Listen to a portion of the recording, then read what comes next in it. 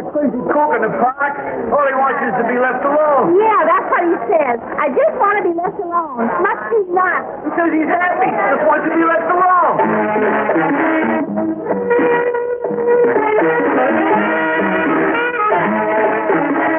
The other five present John Hansen, Hermit.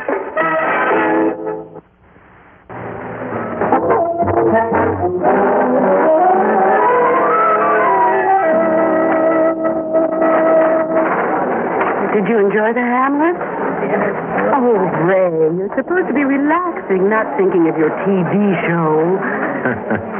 You think this one evening of free Shakespeare in the park will do it? Oh, Ray, you didn't give it a chance. No. You know what I've been doing since Hamlet saw the ghost?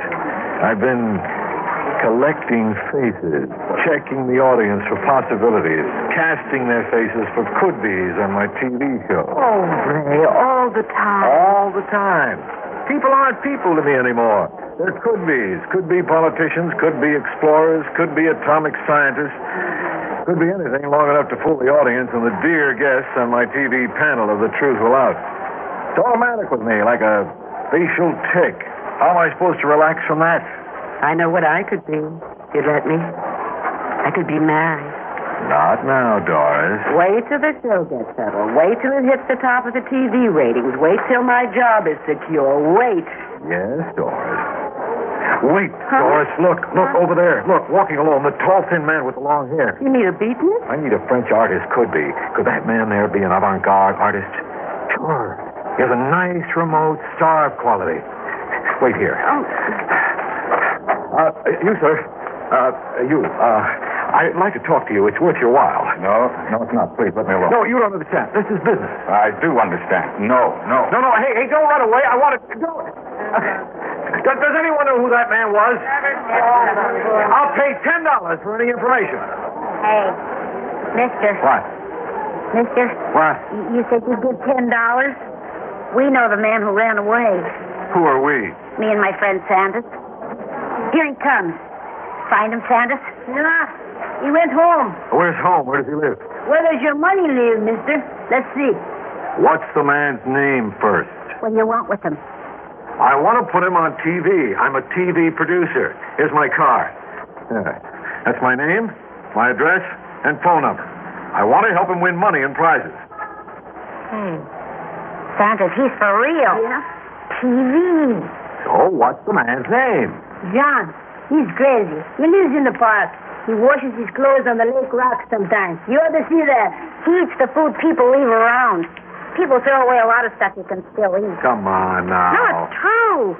John lives in this park. Lives here all the time. He eats, he sleeps. He's got a cave for cold weather, but he never goes out of the park. Hermit on you. Hermit, he's crazy. Oh, maybe a little bit. Usually he doesn't like people to see him or get up close to him.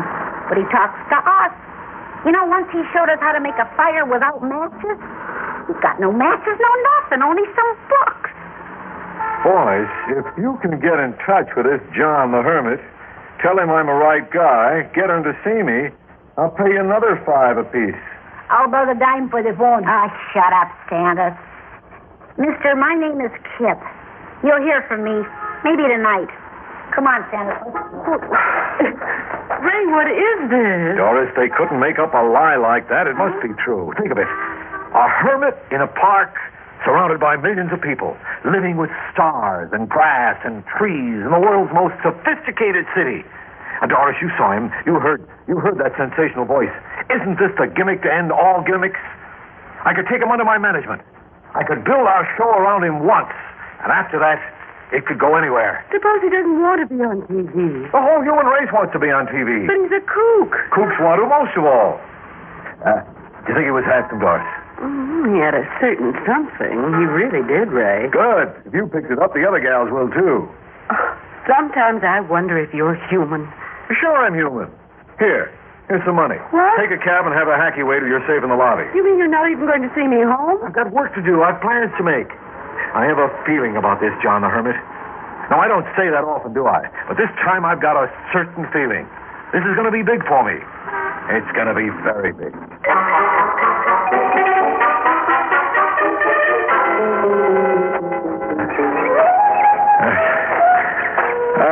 Hey, hold it, Kip.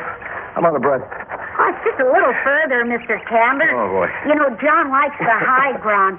He says it's closer to the sun. Yeah, and there's plenty of sun. It's 6 a.m. Yeah. 6 a.m. Oh, time doesn't mean nothing to John. He's not like other people. You can say that again. John didn't want to see you. I had to ask him as a favor to a friend. Are you friends? Well, I know you think he's crazy, and I guess he is, but please be careful what you say to him, huh? You are friends. It's not just the money with you the way it is with your pal Santos. Oh, Santos has got a father. He's got brothers. He doesn't like them, but he's got them. They're there. And you have? My mother. She works nights. You know, she isn't even home yet. Well, I'll be careful of John's feelings. And here's your money in advance so you don't have to wait around. Now, let's go. Now, wait a minute, Mr. Camber. It's not like I'm selling John's to you. Oh, I need the money, sure, but I'm doing him good, too. TV. Boy, he could buy anything he wants with the money he'll get from you, right? Right. Well, then that ought to straighten him out. So I am doing him good. TV. Someday I'll be on TV. Maybe later, Kip. Now, you leave when I give you the signal, right? Okay. Oh, there he is. Hey, John. John, this is Mr. Candler. Well, you said I could bring him, remember? I remember, Kip. Hello, John. I'm John Hansen. Would you like to come inside? You and Kip? Oh, no, I got to get back and see my mother. But you don't have to worry about Mr. Candler, John. I spoke to him. Bye. Kip. Were you going to invite me inside, John Hansen? Yes, I was. Here, bend down. Oh, Watch the rocks, sir. See all the space in here? I live here in winter. Sit down. Have you never sat down without a chair, Mr. Candler? Not for a long time. I had a chair once. I had many things I didn't need. Have you ever read Henry David Thoreau? In school as a boy. Thoreau says that his material belongings took so much of his time when he was living at Walden Pond, trying to write and think, that he began to simplify life by eliminating things. Chairs, just things to dust, throw them out. Shelves, just things on which you put more things, out. Thoreau learned to sleep on the floor. After a while, his cabin was bare. But his mind and his head were crowded, but with none of these things to worry him. Then he could work. Are you working like Thoreau? No. I'm living like Thoreau. Thoreau saved my life. You know how I came into this park? I think it was 5 years ago. I came in to die. I hoped to starve to death. Why? Oh, you wouldn't understand. That was the way it had to be. I thought so. But I had some books and things with me. And to take my mind off the hunger, I began to read. I found Thoreau. Then I began to see. I began to understand that material things were only things, nothing more. And I threw them out. I decided to live because of Thoreau. John, do you think that what you have learned would help other people? My way is a hard way. They would not be interested. Well, who are you to judge that? What right have you to deprive them of their chance to hear it from your own lips? You know, Thoreau did say, he who eats the fruit should at least plant the seed. Yes, he said that. Then tell others what peace you found. I know how you can do it. Come with me. Come where? Out of the park. No, never. I'd die. I wanted to die when I came in, and I would want to die if I left. There were other parks, bigger, even more beautiful. No, only this one. My sanctuary. No other place but this. You sound afraid. I am. I don't like people very much. I don't think Thoreau did either. He knew that they would lie and cheat and steal and hurt, so he ran away from them. No, I don't feel strong with people. They make me unhappy. I don't like to watch their mouths moving, always talking. Did you know that the grass and the wind talk too? I hear them, but they have no mouth to move, no lies to tell. But, John, didn't Thoreau finally leave the woods and go back to his family? I have no family. You have a friend. Friend? Yes. The boy Kip. He wants you to come out of the park with me. That's why he brought me to you. Kip wants me to... Yes. You could help him, John. I know a way for you to make a lot of money, and you could give it to him as a friend. Thoreau said, the most I can do for my friend is simply to be his friend. That's not enough for a boy whose mother works in a factory all night to buy food for them. No, it's not. Do you promise I can come back to the park as soon as I begin to feel I want to die again? Long before that. It would help Kip if I talked to people the way you want me to. The way Kip wants you to. And you would help them, too. I'll go with you. For a little while.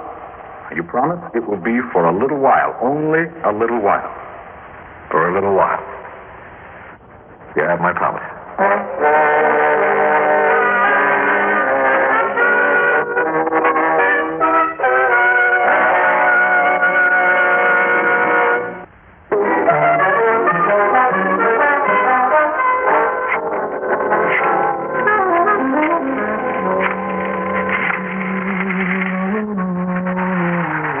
It's me again. Add this to the other stuff. John Hansen was a GI, 57th Division, wounded at Changjun in Korea. Well, how do I know where? In the head, probably. His hometown is Hutchins Point, Kansas. Rushed somebody out there for some bio, childhood, family stuff. I do it yesterday. We're running out of time. I don't know how long I can keep him happy. So far, only the bathtub does it. Now, I sent you a list of interviews I've lined up for after the show, and there's an introductory cocktail thing for the trade press.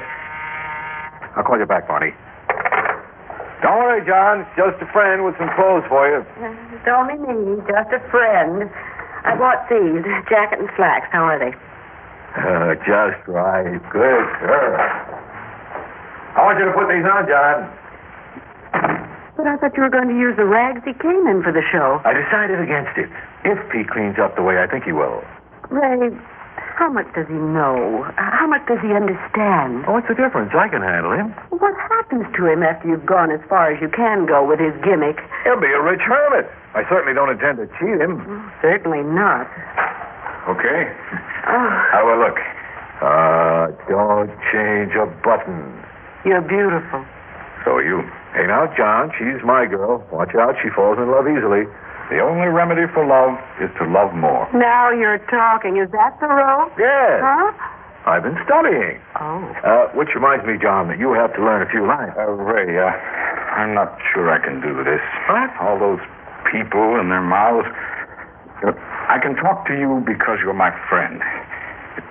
Can't I just talk to you and you tell them? John, you know that I'm your friend. Yes. Yes. You believe what I tell you? Yes. Then believe this. You are not afraid to starve to death in the park.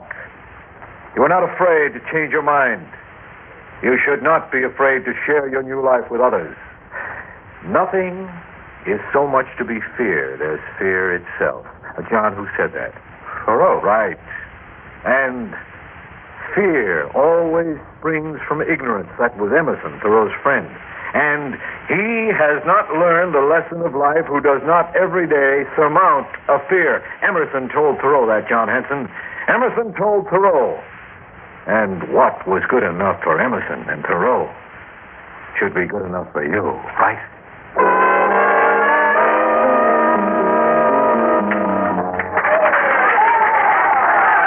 Hermit 1, Hermit 2, are Hermit Free. Ladies and gentlemen, our Truth Will Out celebrity panel, consisting of Celebrity 1, Celebrity 2, and Celebrity 3, will try in 10 questions or less to get to the truth about which of these hermits is the real John Hansen, Hermit of the Park. Remember, the name of the game is The Truth Will Out. Now, Celebrity 1 wants to know, the first John Hansen, what kind of sandwiches do most people leave unfinished in the park? Egg salad. And I agree with them. Now, how do you make up for your lack of soap? I don't get very dirty. Celebrities 1 and 2 want to know, can they pull your beard? Ow! It's real, folks! It's really real! Our panel has decided the first John Hansen is the real John Hansen. Will the real John Hansen please step forward? Bring on the prizes! Bring on the prizes! For you, Mr. Hansen, our combination freezer refrigerator with knife sharpening and gift wrapping attachment. Well, thank you, but I don't need it. I can't use it. Oh, is that? I have no electricity. Oh, yes, well, we'll figure something out. You can always give it away. Good. That's what I want to do. Oh, to your mother, to your father, to your sweetheart? No, just to a friend. Oh, but we can't do that. Then you keep it. Oh, now let's get down to business, Mr. Hansen. And you could go into business with what we're going to give you. Oh, boy. A full living room suite of vibrating automatic massage furniture. A power lawnmower with a built-in TV screen. And an intercom for your car. A dual-control intercom for your car. I have no car. I have no car, and I don't expect to get a car. I don't expect to clutter up my life with things. Don't you see that they're only things? I don't want them, and I won't take them. They're rock. It's all rotten. Oh, please, folks. Hey, now be careful. Don't throw things. Don't be angry at me.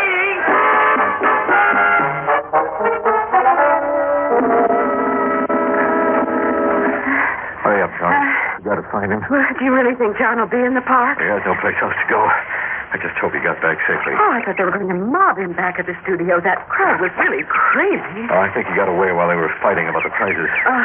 That's his hill where the cave is, but I don't see anybody. Oh, wait a minute. Huh? Hey, Kip. Hey, Kip. Kip, what are you doing here? We're looking for John, Mr. Candler. So are we. We want to make sure he's safe. I feel awful bad. I'm so sorry for you, Mr. Candler. Sorry for me. Yes, after all you did. I'm sorry he acted that way, Mr. Candler. That crazy John. You put him in the money. Boy, I wish it would happen to me. What right did he have? What right to say the prizes were rotten? Who does he think he is? He's just an old bum, that's all. He had no right. Wait till we catch up with him.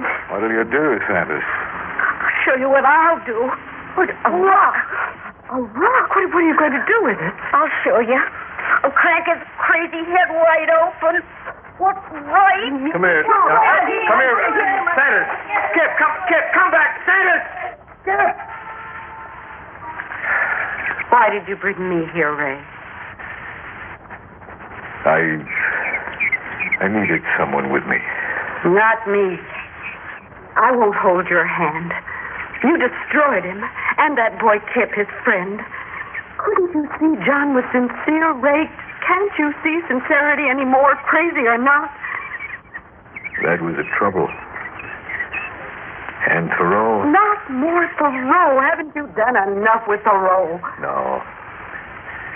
I just remembered something else he wrote. I should have remembered it before.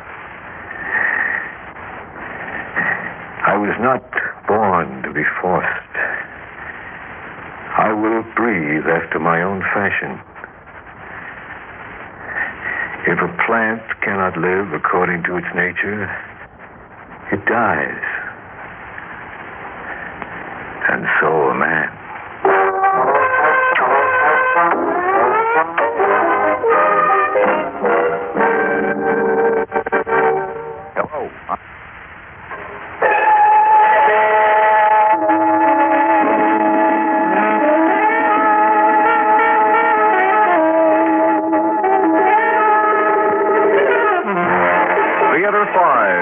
presented John Hansen, Hermit, written by Phyllis Cole and directed by Ted Bell. In the cast, Stan Watts, George Petrie, Fran Carlin, Evelyn Juster, Cecil Roy, and Gar Wood. Audio engineer Neil Pulse. Sound technician Ed Blaney. Script editor Jack C. Wilson. Original music by Alexander Vlastotsenko. Orchestra under the direction of Glenn Osser. Executive producer for Theater 5, Edward A. Byron. We invite your comments. Write to Theater 5, New York 23, New York. This is Fred Foy speaking.